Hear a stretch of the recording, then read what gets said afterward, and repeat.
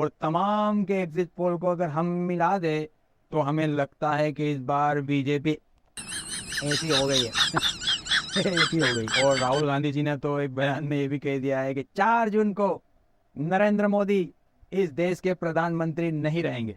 अस्सलाम वालेकुम दोस्तों, हमारे देश के अंदर इलेक्शन का माहौल पिछले दिनों चल रहा था जबरदस्त तरीके से। कोई बीजेपी को जिताने में था, कोई कांग्रेस को जिताने में था, तो कोई इंडिया गठबंधन को जिताने में था। लेकिन सबको इंतजार था 4 जून के आने का। जब रिजल्ट आएगा जब ही पता चल पाएगा कि असल में जीतता कौन है। दोस्तों, मेरे हिसाब से तो जीतना वही चाहिए जो देश को आगे लेके जाए, जो देश के लोगों को आगे लेके जाए, जो एक यूनिटी बना के देश के तरक्की में लोगों को आगे लेके जाए, जो गरीबों का साथ दे, जो किसानों का साथ दे, जो एजुकेशन की लाइन में काम करे, जो हेल्थ की लाइन में काम करे। ऐसी ही सरकार हमारे देश में बननी चाहिए। और आप भी बखूबी जानते हैं कि ऐसी सरकार कौन है। लेकिन अभी हम बात करेंगे इस बार आपकी जो न्यूज़ चैनल है, यानी हमारे गोदी मीडिया, इंडिया की मीडिया जो बिक चुकी है, जिनका जमीर मर चुका है, जिन्होंने देश को बर्बाद करने में कोई कसर नहीं छोड़ी है। आपने उनके एग्जिट पोल देखे होंगे, उनमें उनके आकाओं को ही आगे बताया जाएगा। लेकिन कुछ जर्नलिस्ट ऐसे हैं हमारे देश के अंदर जो वाकई में निष्पक्ष जर्नलिज्म करते हैं और दुनिया को सच्चाई दिखाने का काम करते हैं। वैसे ही एक मेरी बहन है जो है प्रज्ञा ठाकुर, जिनका एक चैनल है प्रज्ञा का पन्ना, उसकी वीडियो मैंने ली है। वो एग्जिट पोल के बारे में क्या कह रही है, इस बार किसकी सरकार बनती दिख रही है, आइए हम वीडियो देखते हैं। उसके बाद हम चर्चा करेंगे कि क्या वाकई में ये सच है या जो आपको दिखाया जा रहा है आपके टेलीविजन में वो सच है। दोस्तों, वीडियो शुरू करता हूँ, देखिएगा। और जो भी मेरे चैनल पर नया आया है वो प्लीज़ सब्सक्राइब करिएगा और कमेंट में अपनी राय जरूर रखिएगा। दोस्तों, वीडियो शुरू करता हूँ, देखिए, समझिए, फिर हम अपनी चर्चा करेंगे। नमस्कार दोस्तों, देश का एग्जिट पोल तो आपने देख ही लिया। खड़गे ने 295 सीटें लाने का दावा कर दिया। इंडिया गठबंधन कम से कम 295 सीटें प्लस 295 से ज्यादा आएंगे, कम तो नहीं आएंगे। नेता तो दावा करेंगे ही, लेकिन भारत के टॉप 8 वरिष्ठ पत्रकारों का एग्जिट पोल क्या है ये जानना आज बेहद जरूरी है। देखिए, गोदी मीडिया पर तमाम एग्जिट पोल आकाओं को खुश करने के लिए भी दिखाए जाते हैं, लेकिन आज हम आपको बताएंगे कि देश के नंबर 1 पत्रकार अशोक वानखेड़े अपने एग्जिट पोल में बीजेपी को कितनी सीटें दे रहे हैं। दैनिक भास्कर के दिग्गज पत्रकार केपी मलिक अपने एग्जिट पोल में बीजेपी को कितनी सीटें दे रहे हैं। इसी तरह दर्जनों अखबारों में काम कर चुके, कई किताबें लिख चुके वरिष्ठ पत्रकार डॉक्टर राकेश पाठक का एग्जिट पोल क्या कहता है। टाइम्स ऑफ इंडिया के मजबूत पिलर रहे वरिष्ठ पत्रकार पुष्पेंद्र शर्मा जी का एग्जिट पोल क्या है। न्यूज नेशन चैनल लॉन्च करने वाले वरिष्ठ पत्रकार शैलेश जी का एग्जिट पोल क्या कहता है। वरिष्ठ पत्रकार प्रेम कुमार जी का एग्जिट पोल भी आपको दिखाएंगे। ये आपको दिखाएंगे। शुरुआत अशोक वानखेड़े से करेंगे। अशोक वानखेड़े जी, आपके एग्जिट पोल में बीजेपी कितनी सीटें जीतेगी, बहुमत है या फिर नहीं है? देखिए प्रज्ञा जी, पहले चरण से लेके आखिरी चरण तक हम जिस हिसाब से चल रहे हैं, और ये आंकड़े मैं पहले भी बोल चुका हूं, मेरे हिसाब से बीजेपी का अपना खुद का जो टोटल सीट्स रहेगी ये 230 से 235 के बीच में रहेगी, ऐसा मेरा आकलन है। और उसके बाद एनडीए गठबंधन जो है, अभी इनके पास कोई एनडीए गठबंधन, एक जनता दल यूनाइटेड है, नीतीश कुमार, वो आज दिल्ली आ रहे हैं। कुछ कांग्रेस के नेताओं को मिलने की बात हो रही है, पता नहीं फिर पलटी मारेंगे नहीं मारेंगे। और दूसरा एक इनके पास सॉलिड ब्लॉक है, वो है आंध्र प्रदेश से टीडीपी का इतिहास रहा है, जिसके साथ चुनाव लड़ता है वो उसके साथ अक्सर नहीं रहता। तो वो देखना है टीडीपी कितना लाएगा, क्योंकि आंध्र प्रदेश का भी एक लिमिटेड है उनका। बाकी जगह पे जो इनके पास एकनाथ शिंदे की 13 सीटें थी, उसमें से एकनाथ शिंदे 2 सीटें भी कंट्रीब्यूट कर पाएंगे कि नहीं कर पाएंगे, या वो गठबंधन में रह भी कि 4 तारीख के बाद, ये पता नहीं है। बाकी एक दो सीटें वाले लोग हैं, और कई ऐसे दल है कि जिनके सीट्स नहीं। तो मेरे हिसाब से बीजेपी का अपना 230 से 235 के बीच में ऑस्किलेट होना चाहिए, ये मेरा आंकड़ा है। अशोक वानखेड़े के हिसाब से बीजेपी 230 से 235 सीटों के पार नहीं जा रही है, यानी कि बीजेपी बहुमत से बहुत दूर है। अब दैनिक भास्कर के वरिष्ठ पत्रकार केपी मलिक जी से भी जान लेते हैं कि उनका एग्जिट पोल क्या कह रहा है। आखिर कितनी सीटें आ रही हैं सर, बीजेपी सरकार बना पाएगी या नहीं? मेरा मानना यह है कि जहां 60-70 सीटें अशोक जी घटा रहे हैं, मैं कल भी प्रज्ञा आपको बोला था कि मेरा मानना यह है कि 200 के आसपास रहने की उम्मीद है। और मैंने आपको कहा भी था कि जिन सूत्रों से हमारी बात हुई है और जिस प्रकार से गुप्तचर विभाग के लोगों ने भी रिपोर्ट दी है, उन्होंने 190 बताया है। तो उसमें 10-5 सीटें ऊपर नीचे होना बड़ी बात 200 है। के आसपास रहेंगे तब तो सरकार बनाना मुश्किल हो जाएगा। सरकार बनाना मुश्किल 250 पे भी होगा, भले ही अशोक जी कुछ भी कहें। ये इस तरह के लोग हैं, जितना ज्यादा अपने आप को दिखा रहे हैं कि हम बहुत ताकतवर हैं और हम बहुत बड़े ये हैं, सबसे पहले इसी तरह के लोग मैदान छोड़ के भागते हैं। देखिए, केपी मलिक जी बीजेपी को 200 सीटों पर ही समेट रहे हैं। उनके एग्जिट पोल के हिसाब से बीजेपी 200 के पार नहीं जा रही है, यानी यहां पर भी बीजेपी बहुमत से कोसों दूर है।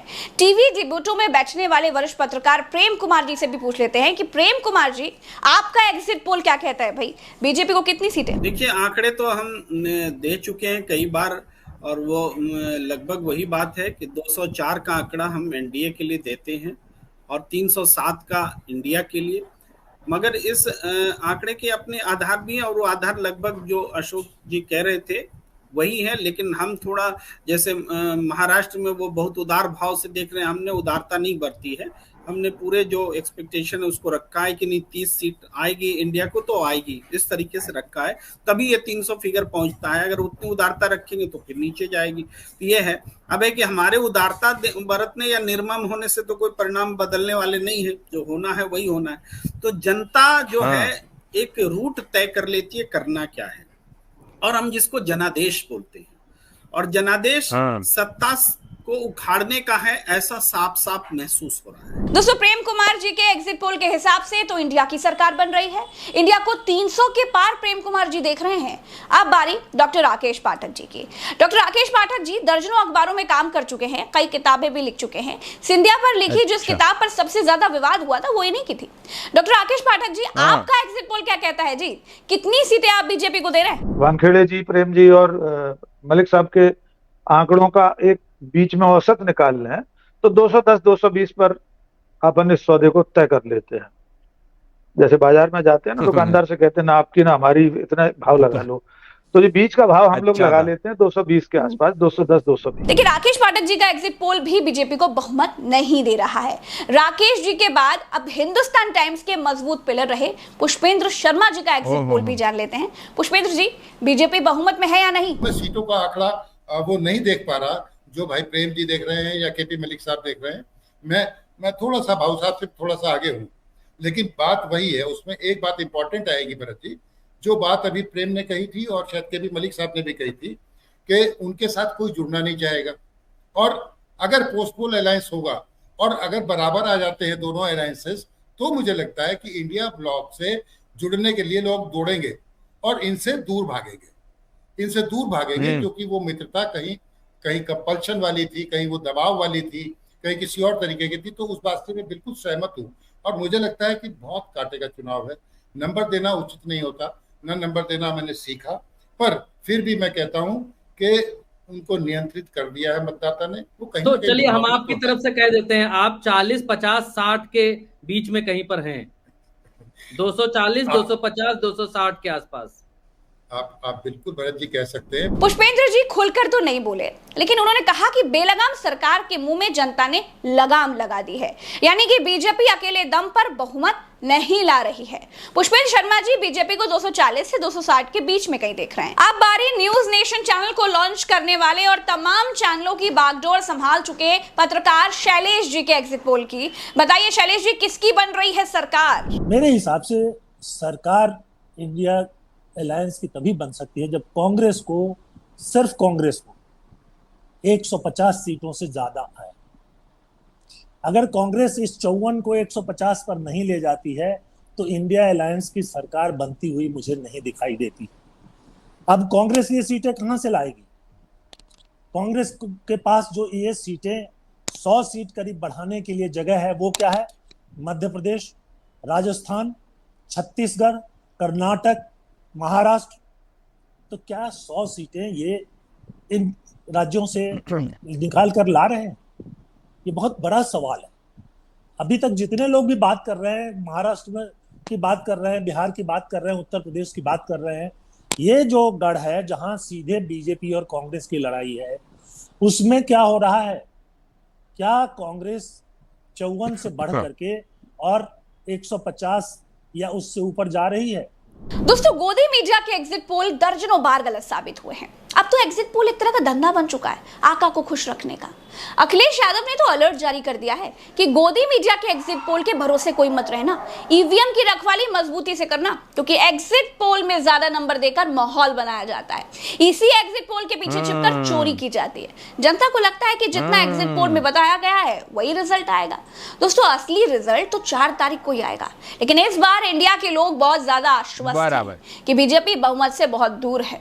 राहुल गांधी कहते हैं कि कुछ भी हो जाए मोदी प्रधानमंत्री नहीं बनेंगे, चाहे लिख कर ले लो। मैं आपको लिख के दे रहा हूं, 4 जून नरेंद्र मोदी हिंदुस्तान के प्रधानमंत्री नहीं रहेंगे। दोस्तों, इस चुनाव में बीजेपी हर जगह फंसी हुई थी। 10-20 सीटों को छोड़कर कोई ऐसी सीट नहीं है जिस पर यह कहा जा सके कि बीजेपी इस सीट पर क्लियर जीत रही है। हर जगह इंडिया ने फंसा रखा है। जो राज्य बीजेपी ने क्लीन स्वीप किए थे, उन राज्यों में भी भारी नुकसान दिखाई दे रहा है। इस वीडियो में फिलहाल इतना ही। दीजिए इजाजत। राम राम, दुआ सलाम, जय हिंद। चैनल को सब्सक्राइब जरूर कीजिएगा, हमारा सामर्थ्य बढ़ाइएगा। आप ही हमारी हिम्मत है। नमस्कार, जय हिंद। अब आपका फर्ज है कि ये मेरी बहन जो सच्ची पत्रकारिता करती है, उनको जाकर उनके चैनल पर सब्सक्राइब जरूर करिएगा। लिंक मैं अपने डिस्क्रिप्शन के अंदर दे दूंगा, आप वहां से जा सकते हैं। इनके चैनल को सब्सक्राइब जरूर करिएगा। दोस्तों, अब हम बात करते हैं ये बड़े बड़े वरिष्ठ पत्रकार जो इनके टाइम में इन्होंने निष्पक्ष पत्रकारिता की होगी, तभी प्रज्ञा जी इनको उठा के लाई और इनका एग्जिट पोल जानने की कोशिश की। और तमाम के एग्जिट पोल को अगर हम मिला दे तो हमें लगता है कि इस बार बीजेपी ऐसी हो गई है ऐसी हो गई। तो दोस्तों, ये जोको पार्ट था, लेकिन बहुमत इन्होंने इनके एग्जिट पोल के हिसाब से कहीं पर भी बीजेपी बहुमत में नहीं दिख रही है। इंडिया गठबंधन के चर्चे ज़्यादा है। और राहुल गांधी जी ने तो एक बयान में ये भी कह दिया है कि 4 जून को नरेंद्र मोदी इस देश के प्रधानमंत्री नहीं रहेंगे। दोस्तों, आपकी क्या है राय? किसको आप जिताना चाहते हो? कमेंट सेक्शन आपका है। सब्सक्राइब करिएगा, कमेंट्स करिएगा, लाइक और शेयर जरूर करिएगा। और दोस्तों, 4 जून के दिन हम मिलते हैं और देखते हैं किसकी सरकार बनती है। तब तक के लिए जय हिंद, जय भारत, अस्सलाम वालेकुम।